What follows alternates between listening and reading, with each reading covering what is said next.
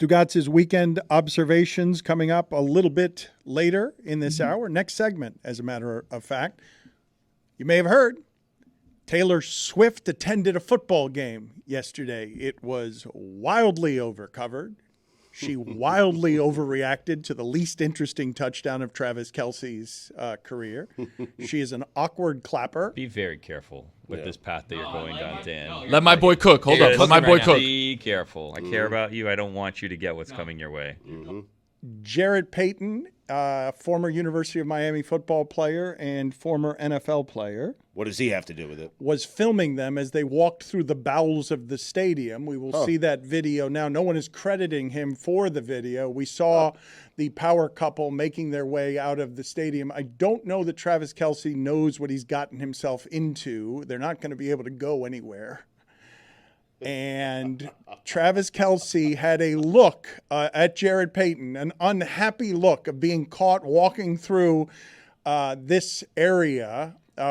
He does not look happy, Chris Cody. Look at him. That is a man that is like, oh, good, this is going to get out. You're under the impression that he wants privacy in this as he's leaving the stadium in a convertible in Kansas City with Taylor Swift sitting by his side. Love Travis, Dan. You cannot get mad at anyone for filming that. You bring Taylor Swift to a game, and people are going to roll on their phones. I mean, I understand. That's just the way. He looks pleased with himself. He does. I'm looking at a still shot of Travis Kelce, and he is giving a side eye. He does not look happy. But let's just take the context. You don't think that he recognizes the 2004 Orange Bowl MVP when he sees him? Put back on the screen, please, video, this still shot, just so that I can analyze it without any context. I tell you right now that this human being, you have no information about this human being except this photo. That mustache, that chain, and that outfit, and that haircut, Taylor Swift cannot be dating that. It's a Taylor Swift-inspired outfit, just FYI. Exactly. It is? It is, yeah. And the company that makes it relabeled it the 1989, whatever the name of it was before, and I'm sure that it's going to sell out very quickly. Mm-hmm. You tell me. Try hard. You tell me, yes, I mean, Sorry, I said it. Okay. Well, you told me to back off. Did you call him a meme? Look at him and give me some context for, like, I am not somebody who can be criticizing anybody's look on anything. But you have a confidence that I do not have if you're putting on that outfit and you think anyone can look good in it. Well, Dan, maybe you should consider putting on that outfit. Yes, I mean, the Kelces just roll into the sports podcast space and they start kicking our ass. You either need to start dressing like that or dating Taylor Swift. Kicking our ass, and now they have Taylor Swift. Wow, she is an awkward clapper. I didn't see that till just now. I saw it on Get Up. They were showing her. It's like she gets the elbows out. It's awkward. For the love of God, this guy's just making it look easy. And by the way, that look that he's giving Jarrett Payton is, you're welcome. Your Twitter's about to blow up. Yep. And I'm the man. Seriously. And also, weren't you the 2004 Orange Bowl MVP? Right. That one. Brock Berlin never lost to Florida State or Florida. I want you guys, again, not Travis Kelce, not touchdown catcher, just someone who looks like that. The mustache, the chains. It looks like a Quentin Tarantino character that he wrote for a legacy actor in a stark departure from how we know them. Or Matt Dillon from Some Things About Mary. Right? Close. Something. About Mary. I added an S. You do that when you get older. It happens. That's an odd place to put it, though. Some things. Some Things About Mary. You made it 4 words. I did. You made the title of it like you. That is an odd place to do that. But Something About Mary, Matt Dillon had giant fake teeth, did he not? Yes, chiclets. Taylor Swift, if she comes to your football game, I'll tell you what my observation was on that. My observation was, given, and they must be dating longer than I've known them to be dating, because I thought that was an over-enthusiasm for someone whose family you might be around for the first time. I thought all of that was... Well, no, you have to fake. That's when you have to overact. The first time meeting Mama Kelce, you have to be the biggest fan. Any chance after the game Mama Kelce tells Travis, hey, don't like her? Fails the mom test? I knew she was trouble when she walked in. How do we feel about them? The exit, that walk that they do. There's no contact. They're not They're clearly not holding hands. Thank you. There's no arm. I thought maybe she'd at least have her arm, like grabbing his arm a little bit. Wait. Can we run it back? There might be an arm grabbing that quickly goes away once they realize, oh crap, it's a 2004 Orange Bowl MVP. Let's see this thing. I see no contact. No, wait. No. Okay, hang on. Turn in the corner. I think she moved away. She moves away. She's got her arm back. Corner. Her right arm is back in a position to grab his arm for sure, but I don't see any contact, fellas. No. This is a pro. No. We're dealing with a real pro. Look at the here. security guard behind them, not looking at them. What a pro right there that guy is. That guy's doing a great job. That guy is just...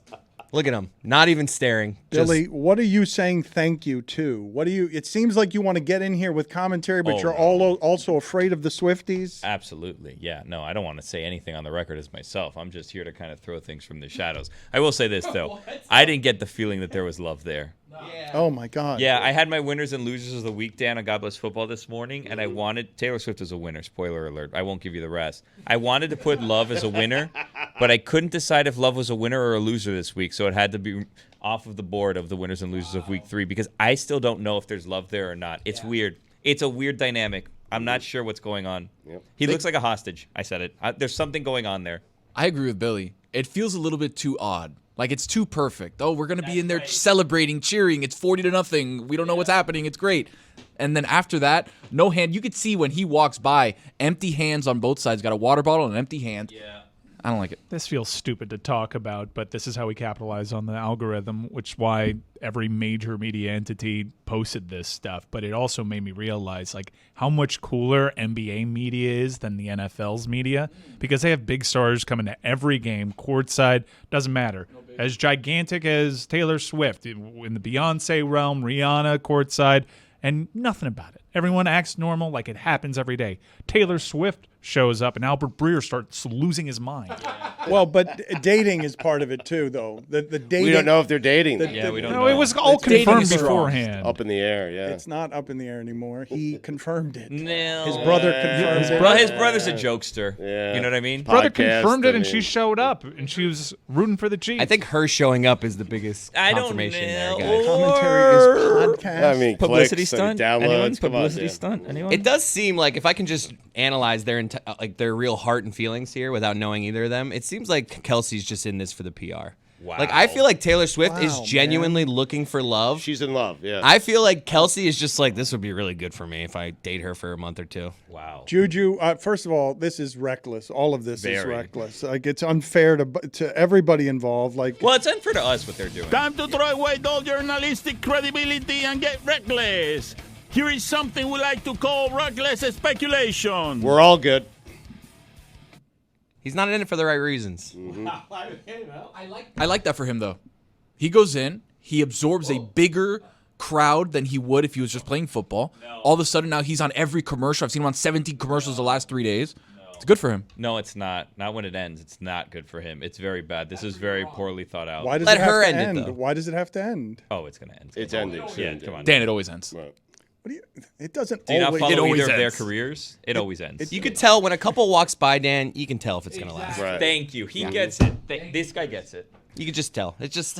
I did not know before today, and I'm thankful that you guys are here, that we have in the back row foremost authorities on all love. Dan, when you and Valerie walk by, I'm like, forever. Exactly. Yeah. It's a love story. Just say yes. They're married, though. Well, not anymore, because Dan has to start dating Taylor Swift. Sorry, Dan. I have to start wearing that outfit. You have to dress like an asshole and date Taylor Swift. This is how we grow. Asshole strong. I like his wardrobe. Tony, I like where your head's at. You're already ahead of the game when it comes to one of those two things. Now you need to start dating Taylor Swift. Put it on the poll, please, at Le Batard Show, Juju. Does someone on the show have to start dating Taylor Swift to keep up with the Kelces? You can't go bigger, right? I mean, it's really hard. Right. I could start dating Messi. You should. A torrid affair. I'll get some eyes back. A torrid affair with Lionel Messi. That would be scandalous. That would be international. It would reach throughout the globe for so many different reasons. And oddly enough, Stu wouldn't care. Nope. He'd still say, soccer's boring. Soccer's dead. Yeah. He would refuse to go to the games with you as you cheered on Leo Messi because he hates soccer. What's Messi up to these days? Fatigue. Unless there was an appearance fee. He's played like 3 games. That's what I'm saying. He hasn't. I want to, for a moment, before we get to weekend observations, there were just 3 things from baseball that I loved for different reasons over the course of the last few days, Stugotz. One of them was Miguel Rojas, and I love that baseball's doing this. They're miking up the players for sound and talking to them during the game. It's great. And the ball was hit to Miguel Rojas, and he apologized after grabbing the ground ball and before throwing it. Sorry, guys, have to just make this play right here while he's still holding the ball. This isn't helping baseball, though. It's proving that you can multitask while playing baseball.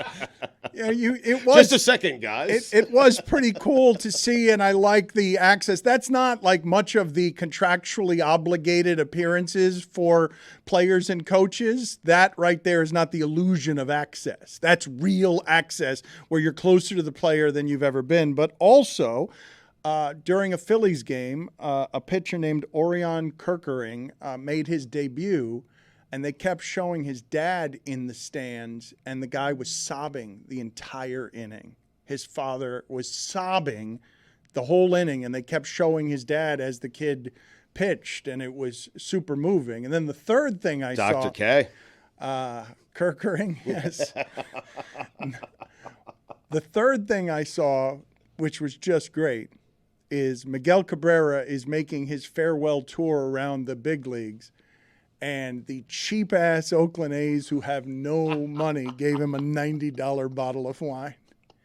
Now, a $90 bottle of wine for the rest of us it's a nice bottle of wine. I think for the A's, it's nice. Is that like a thing because baseball, like the bases are 90 feet apart, maybe? They were doing a thing? Camus is a nice bottle, by the way. I That's think, what they have in the budget. I think it was just they don't have any money. How do we give off class when we don't know how to give off class? And we don't. It's such a good sleuth, the person who looked it up on the internet. I was like, look at the age. You got to go more than that. It's a farewell gift to a guy with 3,000 hits. What's the price that you would have been happy with? What price? Not $90.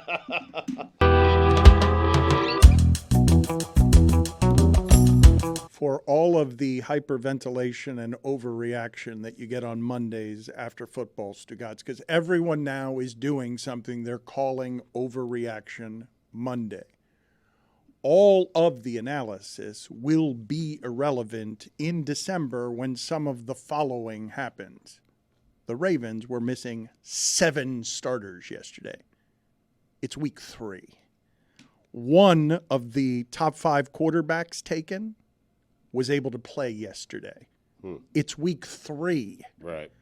The game is obviously incredibly violent. These amazing bodies can only handle so much. But one of the questions that I wanted to ask you, off of college football, I have had a long-standing rule around here that I am not critical by name of college athletes because they're kids. Right. Deion Sanders said they're grown men in sound earlier. They're not yet grown men. They may look like grown men, but they're still kids. And kids who are getting paid now, though. Well, but this is what I want to ask you about, because I know you want the free reign to say whatever you want about whomever. And till now, I was somebody who sat out the criticizing of college players by name because, to me, the professional contract, what's written into it, unwritten but written into it, is the idea of you are going to come under an unholy amount of scrutiny that is going to criticize your every performance in a way that will on occasion feel personal. Should I be changing that now? Like, I'll say a team isn't very good or units aren't very good, but I will not go after quarterbacks in college sports, because where do you draw the line then, Stugotz? Because high school games are televised now. Little League baseball games are televised. I could keep going younger and younger if you want me to on criticizing kids by name once they get on broadcast television. Little League is too far. You leave those kids alone. I mean, you don't give those kids a hard time. But that's what's too far, though. I'm not saying that's the line. I'm just saying Little League is one of those places you just don't go in terms of criticism. But don't do it. I would have said college was a place you just don't go in terms of criticism because I know what I was at 17, 18, 19 years old. Sam Hartman is 26 years old. I think Bo Nix can take it. Yep. Certainly that 31-year-old British kicker with 3 kids for Colorado State can handle it. Cam McCormick, you can take it. They're getting older now, Dad. I understood, but I'm asking. Tricky COVID year. I'm asking you guys, though, a serious question. I know that Stugotz wants the right to criticize whomever he wants, whenever he wants. But where should the line be on this, and should it change? Should I change my personal standard? Like Drake May looks like he's got professional skills, but he made a couple of horse throws in the last game that I saw him play in, like just bad decisions. You're criticizing a college kid. Be careful. But I'm asking you. I think maybe I should. I mean, Drake May is making a ton of money in NIL. If you want to rationalize it, because by contracts, there are NIL contracts now. They're not all. The vast majority of them are not at all predicated on play. And I guess you can have some incentive NIL bonuses, but Drake May is reputed to be one of, if not the top draft pick entering this NFL draft. We'll see if Caleb Williams decides to leave college or not. But Drake May, you can criticize Drake May. When it comes to college kids, I don't get on them the way that I would with the pros. But if Jeff Sims is playing poorly at quarterback, you can say Jeff Sims is bad at quarterback. How about Gabriel at Oklahoma? Because he missed a couple of throws. And again, he's been around forever. This is his second program. He was at UCF before. He's 25. that was a highly touted NIL recruitment. He was supposed to be committed to UCLA, and he decided to go last second to OU. I think he's worthy of criticism. It feels more professional now than ever, right? Well, it does, but the part that's tricky for me, right, because these are guys who are still learning how to play a very difficult position. Tell you what, I think we work something out. Anytime you want to criticize a college football player, run it by me. I'll let you know if you're good or not. Right. I know you want to make all the rules. It seems like he wants to go after Little Leaguers. That's what it kind of felt like. For me, that's going too far. Right. You mentioned that. You and Stugotz mentioned that. At Le Batard Show, should Mike Ryan make all the rules for everybody? But what I was and am always marveling I vote yes. at is that the evolution and the precision of the people playing the position in college, in the pros, has made it so that when Gabriel misses a wide open receiver who's 30 or 40 yards downfield by overthrowing him, I'm like, you bum. Everybody makes that throw in professional football. But of course that's going to happen to a college kid who's... So if you're going after an individual play, I now know you took Oklahoma in this game. Mm-hmm. And if that's at the heart of your criticisms, I respect that. The Sooners and the Charlotte 49ers. What a weekend you had.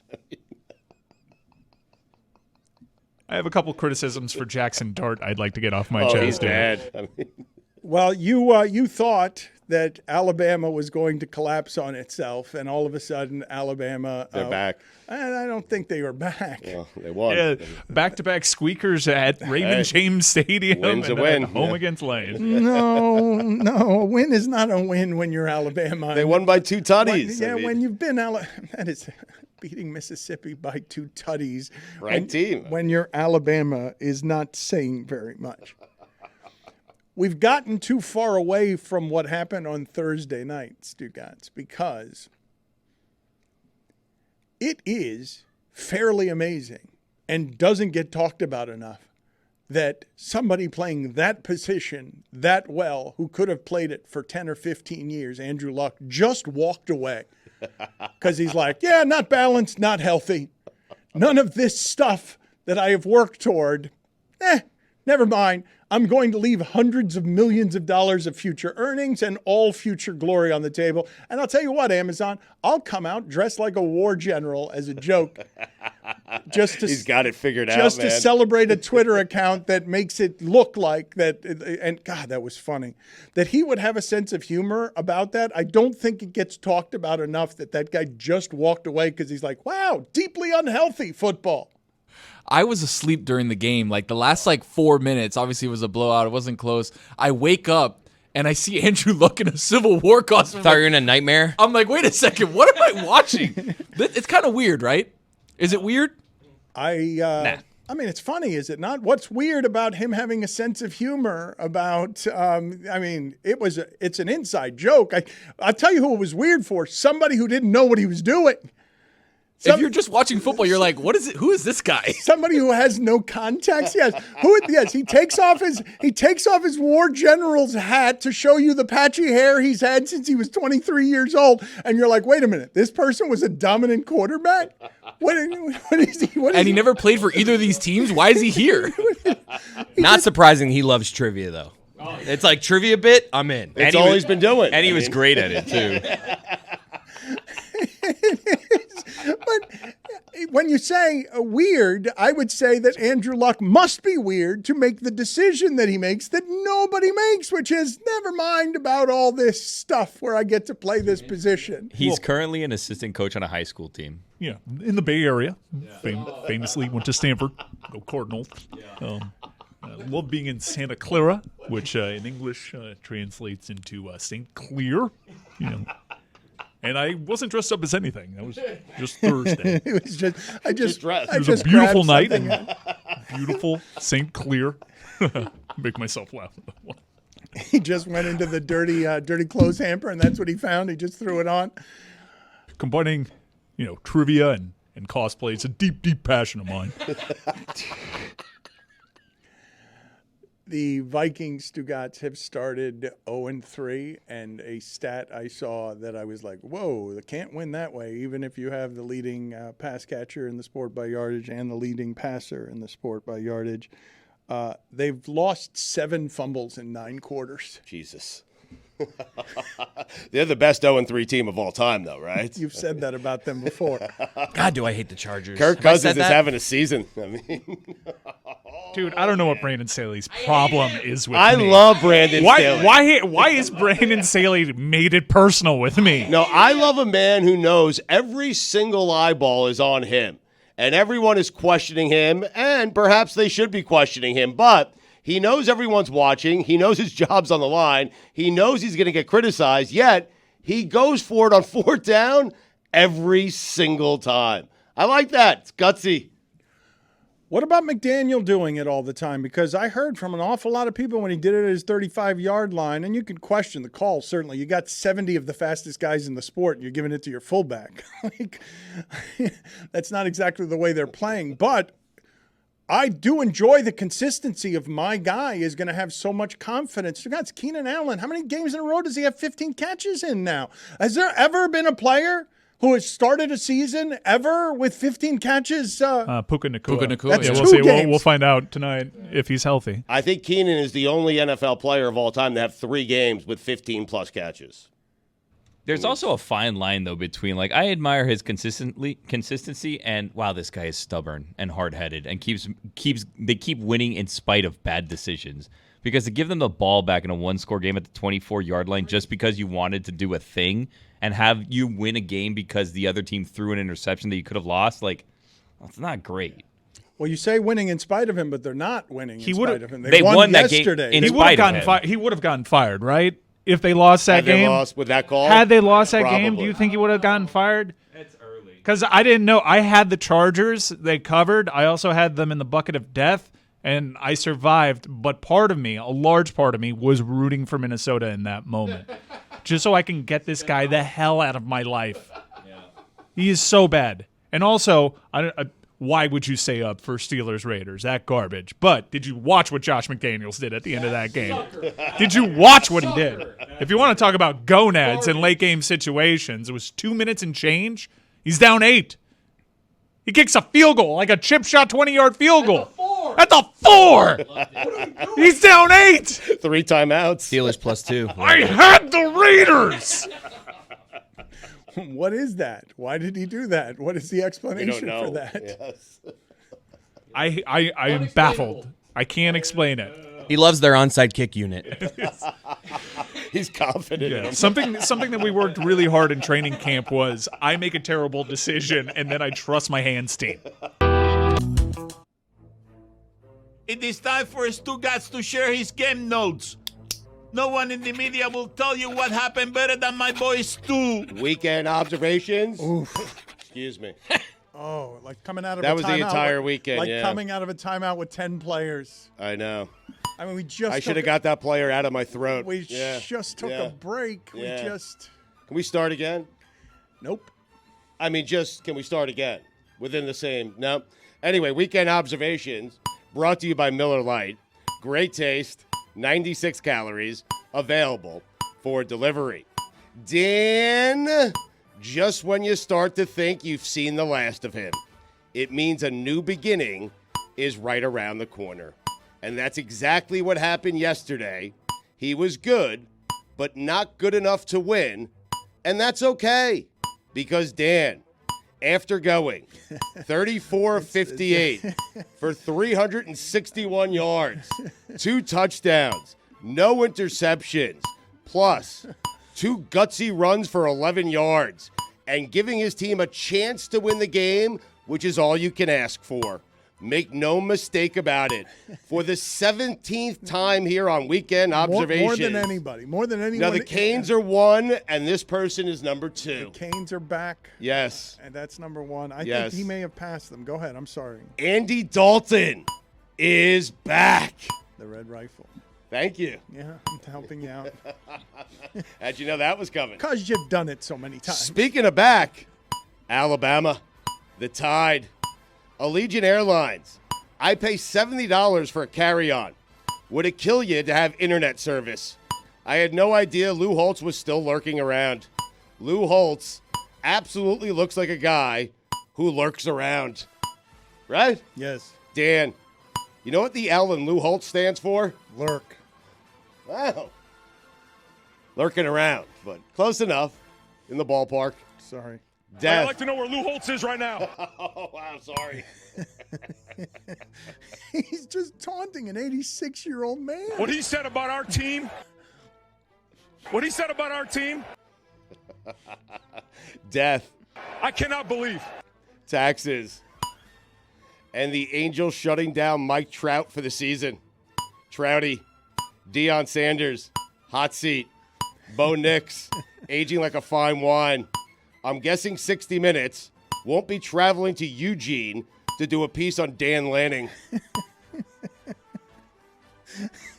Joke. Yeah, you'd object to it, though, because you want more world leaders on 60 Minutes. I do. You'd watch 60 Minutes if all they did was interview college football coaches. You're right. Why am I objecting to it? I don't know. One of the strangest things you've ever said. Dan Lanning is a great name. It is. The clock is ticking. It's the end of your Sunday. 60 Minutes. Dan Lanning. Coming up next, an interview with the coach who took out the coach that we interviewed last week. Bo Nix, firmly entrenched in the conversation. Father Time is no match for Bo Nix. Guy's going to be there forever. Where? It's not Oregon, somewhere else, That's Dan. not the there that he was there before. Florida State, survive and advance. The Knowles, Keon Coleman, Sundays, collision course. Dan Lanning saying they play for clicks and we play for wins, while giving the media full access and knowing full well how many clicks his speech was going to get.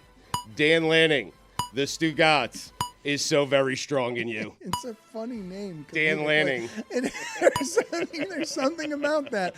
Coming up next on 60 Minutes, our exclusive interview with Dan Lanning. Deion Sanders, media pressure to bench his son, collision course. In the history of sports, no one has ever looked better while losing than Sam Hartman. Did you see him on the sidelines? Oh, my God. I thought Marcus Freeman gave him a run for his money on I mean, looking Notre good. Dame is a team that looks great while losing. I didn't even think about Freeman. It's such a bad job. Terrible. Just me? Or is something just a little bit off in Athens, Georgia? They were down 14-3 at the half the other day to South Carolina. They were tied in that second quarter with UAB 7-7. It's just you. I think Mike agrees. Just a little. A little off. Might cost him. This is what happens when Stetson Bennett finally finishes med school. Keenan Allen, do it in the end zone. Score a touchdown. He scored 2 touchdowns last threw week. for one. Threw a Yeah. touchdown. Threw one in the end zone. Threw a touchdown.